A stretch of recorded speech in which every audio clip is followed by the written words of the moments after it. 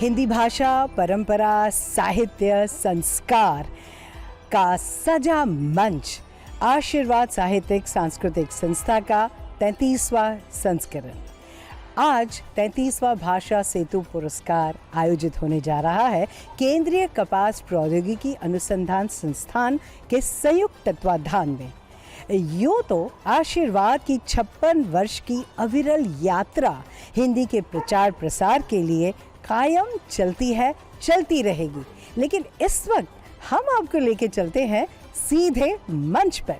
कहते हैं कि जैसे जीवन चलते जाता है, हिंदी को भी चलते जाना है और हर दिल में अपनी जगह बनाई है, बनाए रखनी है। यही सिखा गए हैं आशीर्वाद के संस्थापक डॉक्टर स्वर्गीय उमाकांत वाजपेयी जी। 3 कवियों को हमने मंच पर बुलाया है, वो इसलिए कि हमने काव्योत्सव रखा था।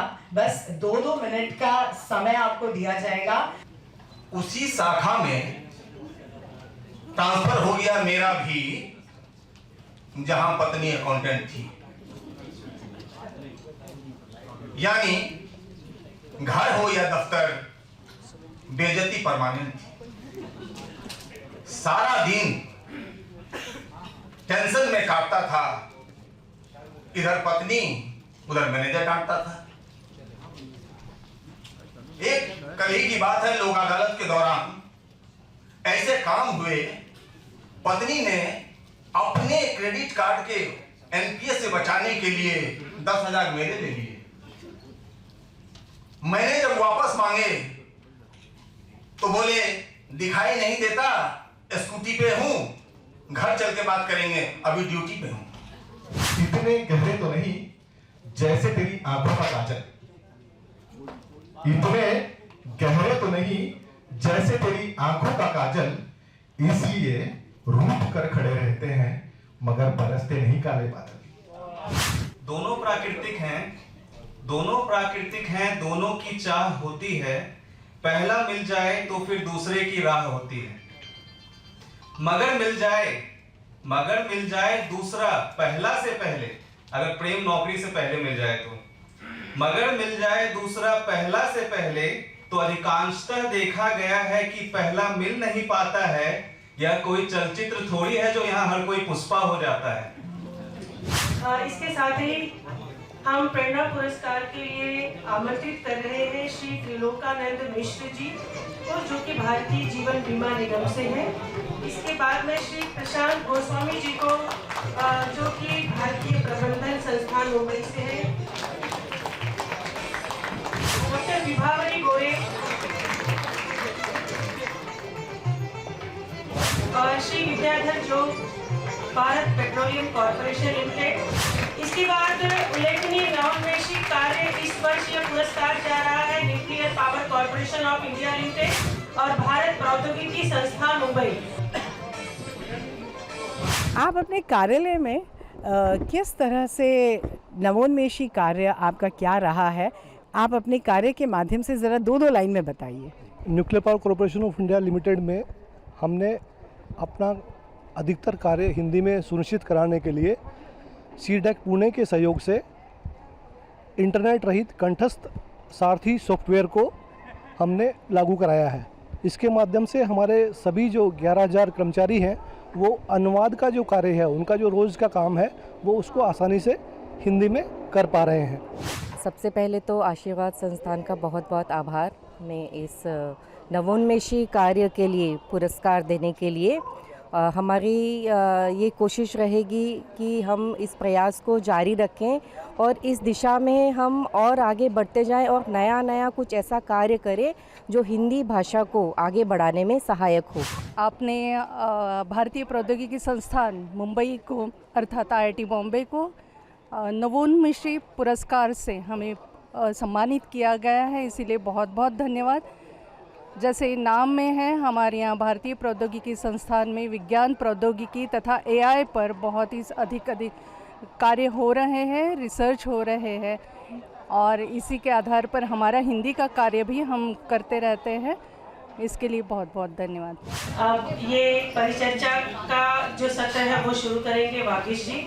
परिचर्चा का विषय है सहज, सरल, शालीन और सार्वभौमिक भाषा। ये जो भाषा है, मेरी अपनी समझ है कि ये मातृभाषा है। भाषा वो हिंदी भी हो सकती है, वो भाषा मराठी भी हो सकती है, वो भाषा गुजराती भी हो सकती है, वो भाषा गूंगे की इशारों की भाषा भी हो सकती है। भाषा एक संवाद की भाषा है, कम्युनिकेशन की भाषा है, अपनी भावनाओं को दूसरे तक पहुंचाने की भाषा है। और इतना सरल विषय जब कभी भी होता है तो यकीन मानिए जितनी सरल चीजें होंगी उतनी कठिन हो जाती है। आज ये जो मंच यहाँ सजा है, मेरे साथ जो साथी बैठे हैं, परम विद्वान हैं, कुछ सरकारी अधिकारी हैं, कर्मचारी हैं, कुछ रोजमर्रा मजदूरी करने वाले लोग भी हैं जो कलम घिसते हैं और पैसा कमाते हैं। मेरे इर्द गिर्द सब विद्वान ही विद्वान हैं, तो मैं 75 साल के बच्चे के साथ इस कार्यक्रम की शुरुआत करता हूं और मैं चाहता हूं कि सुभाष काबरा जी बताएं कि वो सहजता क्या होती है, सरलता क्या होती है, शालीनता क्या होती है, सार्वभौमिकता क्या होती है। कम से कम शब्दों में हम ज्यादा से ज्यादा बात कह सकें, ये मेरा सभी वक्ताओं से निवेदन रहेगा। आदरणीय सुभाष काबरा जी। पत्थर की हवेली है दरवाजे कांच के, पत्थर की हवेली है दरवाजे कांच के, अनपढ़ होते जाते पोथी बाँच बाँच के, अनपढ़ होते जाते पोथी बाँच बाँच के, हिंदी की खाने वाले अंग्रेजी गाते हैं, बेटे ये नादान माँ को भूल जाते हैं। कंप्यूटर का युग है आगे बढ़ते जाइए, लेकिन हमको मेमोरी से मत मिटाइए। पिज़्ज़ा खाने वाली पीढ़ी पैदा होती है, लेकिन मक्के की रोटी है। अब मैं चाहूंगा कि बैंक ऑफ महाराष्ट्र के शुभांशु सक्सेना जी। मेरा ऐसा मानना है कि अगर भाषा सरल है, स्पष्ट है और उसमें क्लिष्टता का समावेश नहीं है तो वो एक समझ विकसित करती है। और वो समझ से हम जो कहना चाहते हैं, जैसा सर ने बताया कि भाषा का जो उद्देश्य है कि अपनी बात को सामने तक पहुंचाना और उनकी बात को हम खुद समझ लें, तो उस समझ को विकसित करने के लिए सरलता आवश्यक है। और जहाँ तक सार्वभौमिकता और शालीनता की बात है, शालीनता एक सम्मान देती है बोलने वाले के प्रति भी, बोलने वाले को भी और सामने जो सुन रहा है उसको भी।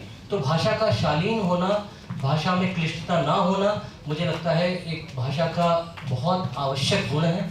अभी जो बात कही है साहब ने कि हम लोग जो है शब्दावलियों में अनुवाद का किस तरह से प्रयोग करते हैं, तो मैं बताना चाहूँगा कि अभी भारत सरकार गृह मंत्रालय के निर्देश के अनुसार अभी ये कहा गया है कि आप अपने आसपास के दूसरी भाषाओं के शब्दों का भी आप प्रयोग कीजिए, जो सरल हो, सहज हो, जो आम बोलचाल की भाषा हो, उसका प्रयोग कीजिए अपने कार्यालयीन कामकाज में, ताकि एक हमारा भी अंतिम उद्देश्य वही है कि हम अपने ग्राहक वर्ग तक कैसे पहुँचें, कैसे अपनी योजनाओं को उनके पास पहुँचाएं, ताकि वो अच्छी तरीके से प्रचार प्रसार हो सके उन सब का। मैं ये जानना चाहता हूँ चित्रा जी, इस तरह के जो बदलाव हो रहे हैं भाषा में, उसको आप कैसे देखती हैं? जैसा कि आपने अभी कहा, मेरी मातृभाषा हिंदी है और वो हमारे देश की राजभाषा भी है। और आपने वागीश जी ने एकदम शुरू में कहा कि बहुत कम उम्र की भाषा है। जिस भाषा में हम बात कर रहे हैं, खड़ी हिंदी, वो लगभग 1803 में पहला गद्य एक पुस्तक आई थी गिल क्राइस्ट कॉलेज में कलकत्ता में, जब अंग्रेजों के सामने ये प्रश्न हुआ कि यहाँ की संपर्क भाषा क्या रखी जाए, क्योंकि संस्कृत संभव नहीं था, फारसी संभव नहीं थी, अंग्रेजी संभव नहीं थी। तो इसलिए उसमें सारी भाषा वाली जो बोलियां थी, जितनी, चाहे वो अवधी रही हो, मैथिली रही हो, बिहार, उत्तर प्रदेश, मध्य प्रदेश, राजस्थान, छत्तीसगढ़, जितनी भी बोलियां थी, उन सब को मिलाकर खड़ी बोली बनाई गई। इसलिए इसमें हमारी सारी भाषाएं हैं। मैं एक बार, जैसे अगर आप जाएं कभी एयरपोर्ट पे, तो मराठी में लिखा रहता है उड़ान पुल, फ्लाईओवर के लिए। मुझे लगता है फ्लाईओवर की जगह हम मराठी का शब्द क्यों ना ले लें। हमारे पास अपनी तमिल, तेलुगु, मराठी, मणिपुरी इतनी भाषाएं हैं। हम अपनी ही दूसरी भाषाओं से शब्द ले सकते हैं, अंग्रेजी से भी ले सकते हैं, लेकिन भाषा की उसकी अपनी जो सरलता और शालीनता है उसको बनाए रखते हुए मैं केवल एक बात इसमें जोड़ना चाहूँगा कि हम लोगों को बहुत सारी दिमागी उलझनें दूर करने की भी आवश्यकता शायद है। विश्व में ऐसी कई भाषाएं हैं जिन्होंने बड़ी उदारता से दूसरी भाषाओं के शब्द ले लिए और खुद को समृद्ध किया। जब हमारी भाषा हिंदी बनी तो उसका कोई अपना व्याकरण तो था नहीं। हमारे पास तो जो कुछ भी है सब उधार का है। हमारा हिंदी के नाम पे तो हमारा कुछ भी नहीं है, हमने संस्कृत से उधार लिया है और संस्कृत की जो व्याकरण है उसको लगभग वैसे का वैसा हमने अंगीकार किया है। जब हम संस्कृत के शब्दों का हिंदी में यथावत इस्तेमाल कर सकते हैं, उर्दू के शब्दों का हम प्रयोग कर सकते हैं, तो बाकी भाषाओं के शब्दों को हिंदी में स्वीकार करने में क्यों दिक्कत होनी चाहिए। मुझे ऐसा लगता है कि अगर 4 भोजपुरी के शब्द आएंगे, 4 ब्रज भाषा के शब्द आएंगे तो भाषा और ज़्यादा समृद्ध होगी और उसकी व्यापकता बढ़ेगी, सार्वभौमिकता सिद्ध होगी। ऐसा मेरा अपना व्यक्तिगत मानना है। चलो अब एक छोटी सी कविता सुन लो आप। बढ़िया कविता आपको सुना रहा हूँ और फिर आगे का कार्यक्रम चलता रहेगा। बैठो। एक दिन वो शाम को 8 बजे टीवी पर आए। अगर सुनोगे तो, नहीं तो मैं तो मेरा और टाइम 2 मिनट खराब करूंगा। यशपाल जी कविता सुनो ताजी है। एक दिन वो शाम को 8 बजे टीवी पर आए। सर आप भी पहली बार सुने। एक दिन वो शाम को 8 बजे टीवी पर आए और बोले अब से 1 घंटे बाद जब आपकी घड़ी 9 बजाएगी आपकी सोशल मीडिया आईडी अपने आप आपके आधार कार्ड से लिंक हो जाएगी। जब आपकी घड़ी 9 बजाएगी आपकी सोशल मीडिया आईडी अपने आप आपके आधार कार्ड से लिंक हो जाएगी। इतना सुनते ही पूरे देश में खलबली मच गई। 9 बजते ही हर कोई अपने मोबाइल फोन में घुसा जा रहा था। अपना खुद का प्रोफाइल फोटो लोगों की खुद की पहचान में नहीं आ रहा था। सनग्लास लगाए मुस्कुराते हुए रंगीन फोटो एक झटके में सोशल मीडिया आईडी से हट गए थे और उसकी जगह पर आधार कार्ड वाले ब्लैक एंड व्हाइट फोटो लटक गए थे। ब्लू टिक और मिलियन फॉलोवर वालों की भी समझ में नहीं आ रहा था कि मैं ही हूं। कई तो कंफ्यूज होकर ये सोच रहे थे वहां पहुंच गया कि यही हूं। सोशल मीडिया पर लोगों ने अपनी गजब की आईडी बनाई थी। स्वीट स्वीटी नाम वाली मेरी बैचलर फ्रेंड मेरे दोस्त की ताई थी और क्यूट तनु नाम से मेरे साथ चैटिंग करने वाली मेरी काम वाली शांता भाई थी। मेरा एक दोस्त जो कनाडा वासी एनआरआई था, आधार लिंक हुआ तो मालूम पड़ा ये तो कुर्ला वेस्ट का लच्छू हलवाई था। मेरी एक पड़ोसन जिसे बोलती थी कि वो उसका कजन है, आधार लिंक हुआ तो मालूम पड़ा उसके 2 बच्चों का बाप है, उसका ओरिजिनल सजन है। आशीर्वाद संस्था के सफर के बारे में कह रहा होगा आज यहाँ उपस्थित हर मन। मुंबई की धरती पर उगा एक ऐसा सपना महान जिसने हिंदी की खुशबू से महकाया हर आंगन। डॉक्टर उमाकांत जी ने इस पौधे को सींचा देकर अपना प्राण, नन्हा अंकुर बना आज एक वटवृक्ष महान। शुरुआत में लोग कम पर जोश छू लेता था आसमान। आशीर्वाद का हर अभियान धीरे धीरे खिल उठा हर इंसान और हंसते हंसते बनती गई इसकी प्यारी सी पहचान। बचपन में मैं जो अपने आसपास के लोगों से एक बात सुनता आया था कि एक व्यक्ति से कुछ नहीं होता। जब मुंबई आया तो मेरा ये भ्रम उमाकांत वाजपेयी जी ने तोड़ दिया। कल्पना करें कि 56 वर्ष पहले किसी अकेले व्यक्ति ने कुछ बीज बोए हैं और आशीर्वाद का आज वृक्ष इतना बड़ा हो गया कि देखिए कितने सारे लोग उसमें जुड़ गए, कितने लोगों को प्रेरणा मिली। और ये पुरस्कार केवल एक ट्रॉफी नहीं है, ये पुरस्कार एक प्रेरणा है। ये हौसला देती है कि हम अपने जीवन में जो भी कर रहे हैं इससे और बेहतर करें।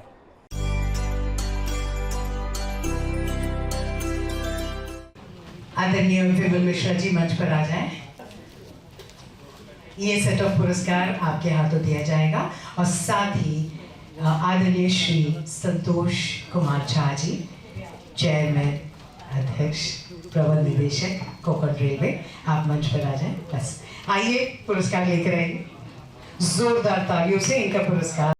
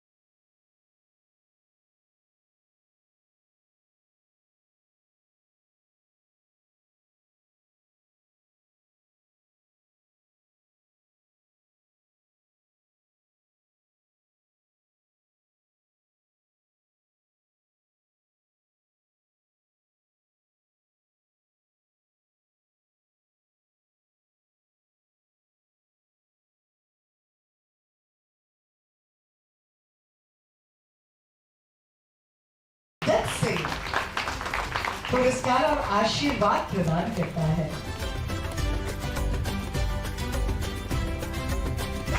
ये जो युवा है यही संभाले हुए हैं हिंदी का पताका, है कि नहीं नवीन चतुर्वेदी जी?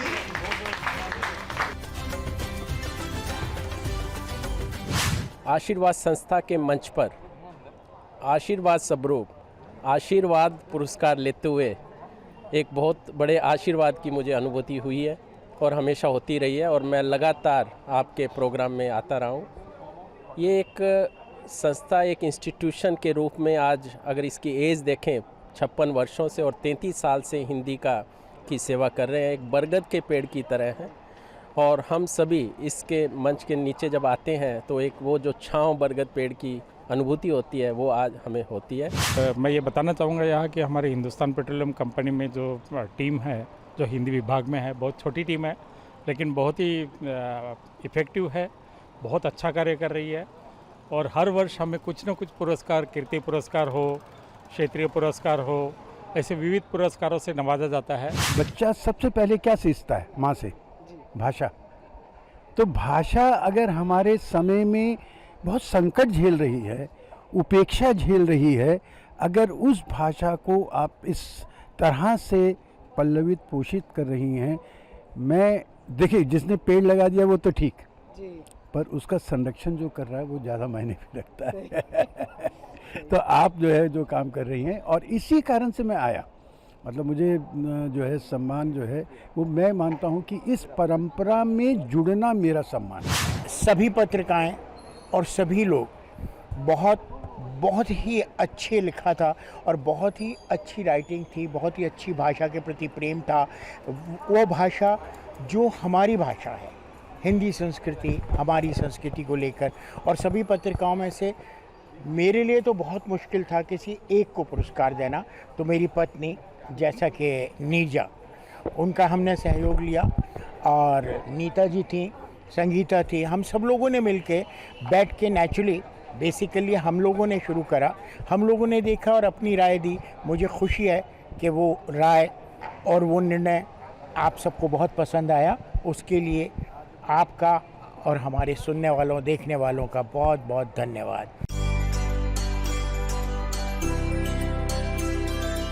संस्कृति और संस्कार के बने हैं आधार, संस्कृति और संस्कार के बने हैं आधार, ऐसे हैं हमारे और आपके आशीष लाल। जोरदार तालियों से इनका डॉक्टर शुक्ला जी स्वागत करेंगे।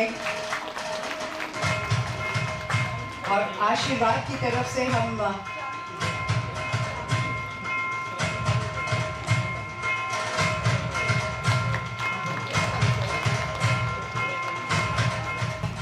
उसके बाद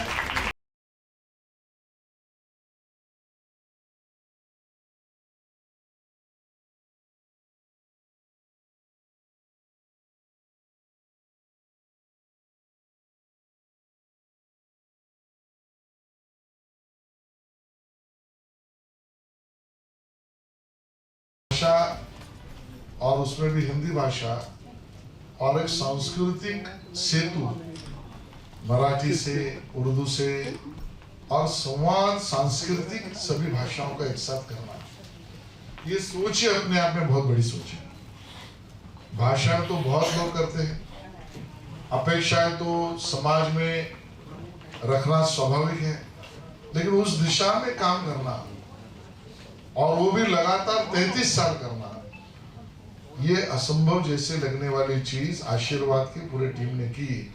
इसके लिए मैं सबसे पहले उनका अभिनंदन करता हूँ, उनको बहुत सारा शुभकामनाएं। इस साल 3 महानुभावों को अवार्ड मिल रहा है, और वो सभी अवार्डीज अपने अपने क्षेत्र में अपना योगदान बहुत मजबूती से कर रहे हैं। भाषा ये संवाद का माध्यम है, विसंवाद का नहीं, संघर्ष का तो बिल्कुल नहीं।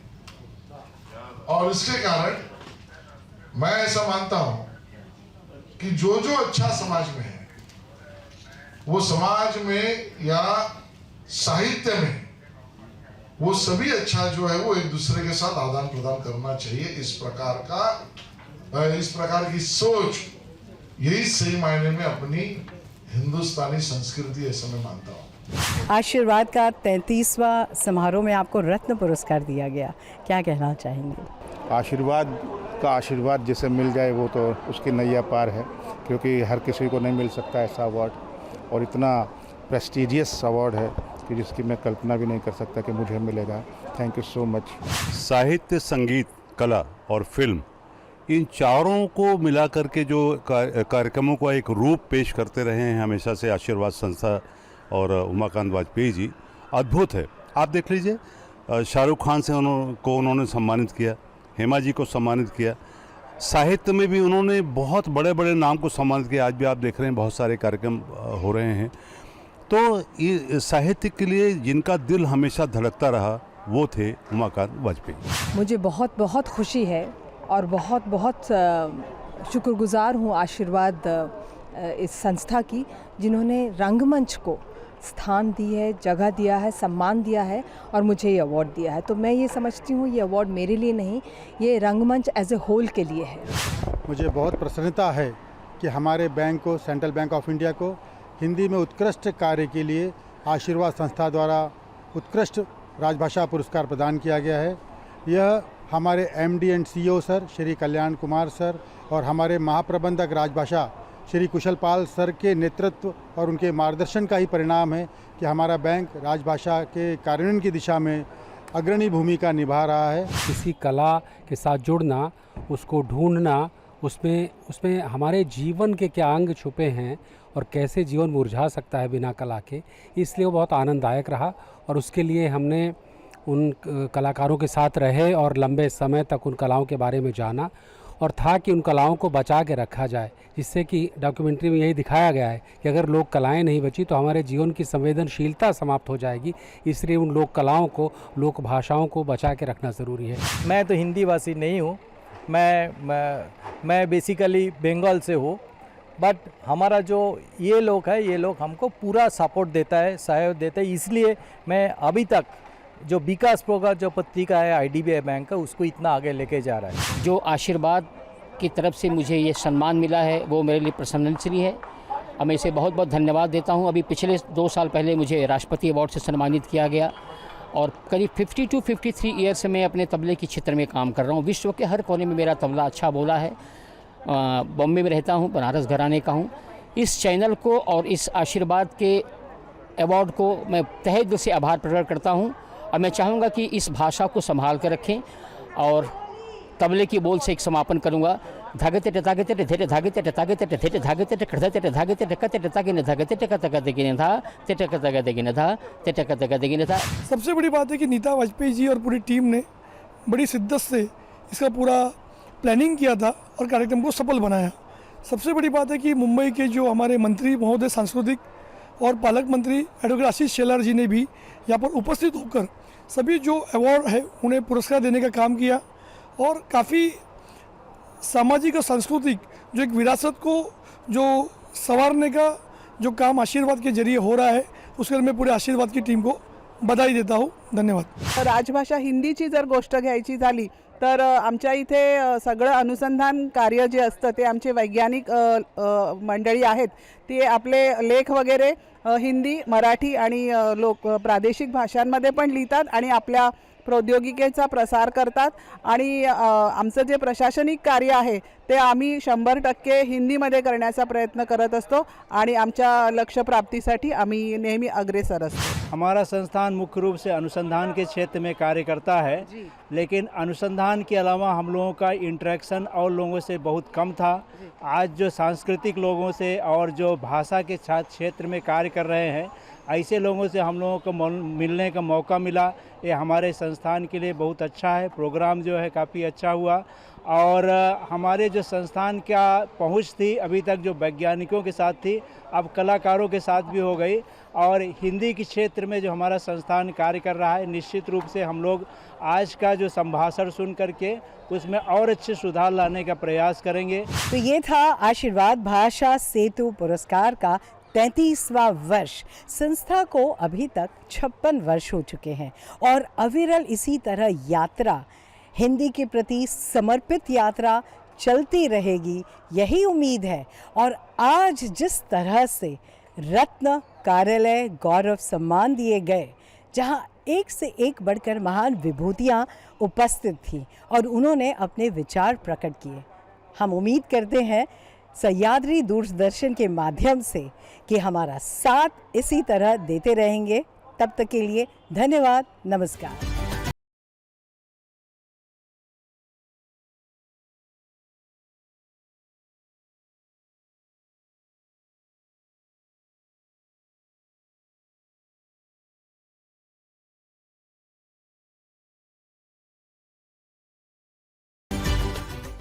you